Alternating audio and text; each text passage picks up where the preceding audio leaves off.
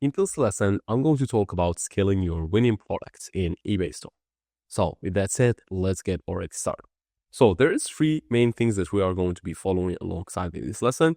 Three main things: identify the winning product, strategies for scaling your winners, and avoiding common pitfalls when scale. So let's get started already. So it is pretty simple, especially when it comes to identifying the winning product. Well, the first thing is it should be getting consistent sales.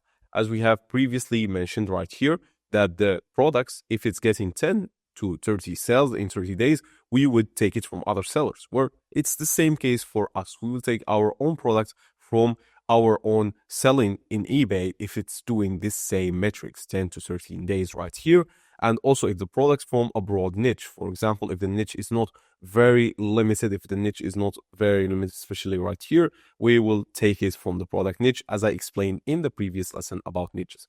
It also has another unique selling point. If you remember the ties, they had the thing where it automatically sets without trying to tie it and so on. And that's a unique selling point. And if we can find other unique selling points, so for example, a non-sweat tie, very loose, not very, choking on the neck and so on. So all of those things will be another unique selling point. As long as the product has another unique selling point, we'll be good to go. So those are the three metrics that we are going to be using in this lesson to try and find the products based on our performance.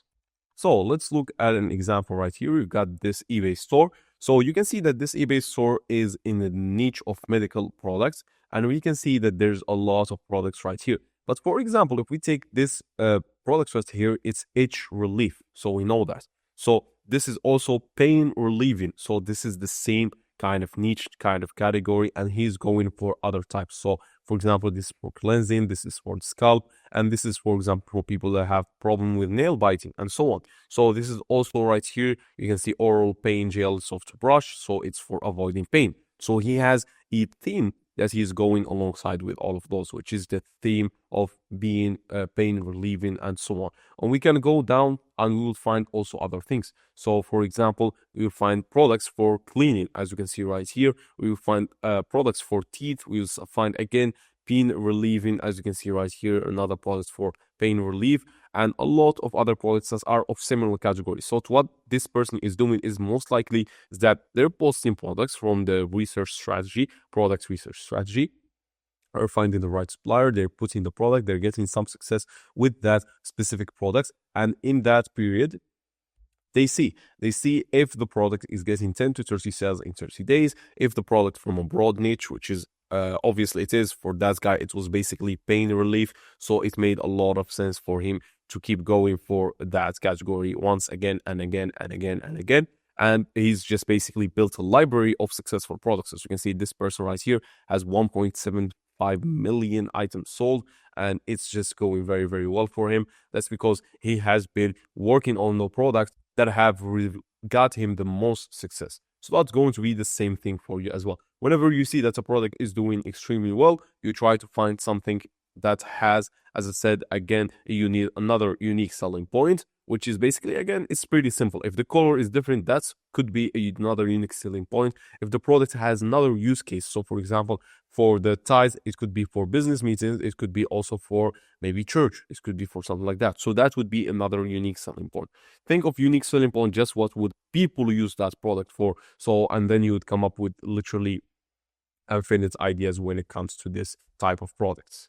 So that's the basics of it when it comes to finding the product metrics and what products to kind of go for and relist on eBay. And let's move on.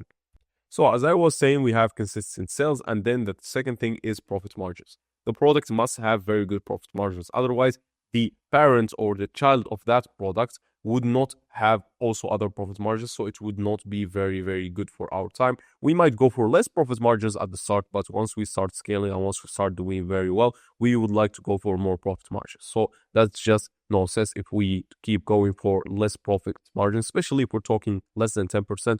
It's really not worth it. We're aiming for 10 to 30%, and it depends from the supplier. So as we said in the previous lessons, if the supplier is from AliExpress, that would be good to go for the 30% profit margin. And we have also customer feedback. We need to make sure that the product is getting very, very good customer feedback. If it's not getting good customer feedback, well, the product is not very good then. And if we scale it, we're just going to have troubles and we might cause our account to be suspended in the future. So we don't want to deal with any of that, and we want to avoid any trouble from that sense, and just make sure that the customers are getting what they want, are getting what exactly they've signed up to buy, and there's no problems with it, and the supplier also doesn't have any issues, so that whenever we think of scaling our store and scaling other similar products, we wouldn't meet an end line where our store might get shut down because of it. So now let's talk about the second point I've mentioned across, is that the strategies for scaling your winners. Well, the first thing right here, we have this right here, we have 5 things: optimize your listing, run promotion and discounts, expand to new markets, increase listing, and diversify your supplier base. Well, let's go through each one of them. Well, first of all, make sure that you update your titles, the images to make them more appealing, use keywords that improve your search rankings and attract more buyers. Test more titles with different products that you diversify. So as I said in the previous example, if you have 3 products for the ties, make sure that you test different titles and see what works and what doesn't. For the second point, run promotions, offer limited discounts for bundles using eBay promotional tool to highlight your products and attract more attention. The third thing is expand to new markets, maybe explore markets for businessmen, salarymen, workers, and so on. So, for example, with the ties example I'm giving, obviously. And then the fourth thing is increase your listings. You try to increase the amount of listings, try to hit the maximum amount of listings on eBay.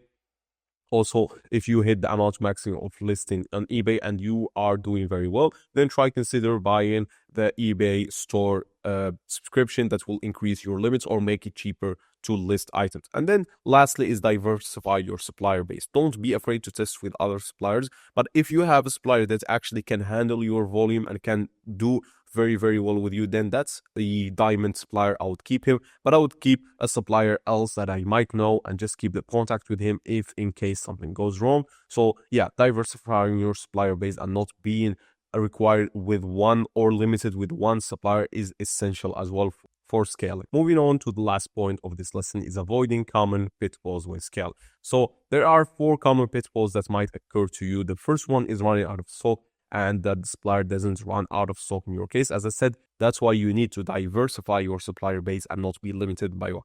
Overextending your budget. Well, scaling requires investment. That is very, very true. And it might take a long time for you to collect your profits when it comes from eBay and so on. So try to not spend more than you can afford, track your expenses, and make sure that your profit margins remain very, very healthy. The third thing is ignoring competitors. If you ignore competitors, you are just welcoming other people to step over your eBay store and to just basically crush you. So make sure that you are following what your competitors are doing. You are caught up with the trends. You are also always listening, always making sure that you are being on top, regularly monitoring their prices and adjusting your strategy as needed. Make sure that they're not lowering the price of the market so that they can get on top of you and so on. And the fourth thing is neglecting customer support, which we are going to talk about in a full chapter. As I said, with more sales come more customer inquiries and potential issues. Make sure you are prepared to handle them, increase volume without compromising on the quality, and make sure that you are on top of your game. So as I said, that was pretty about it. We have covered 3 points in this lesson, and we are going to talk more about this in the upcoming lessons. Thanks for watching. I'll see you in the next one.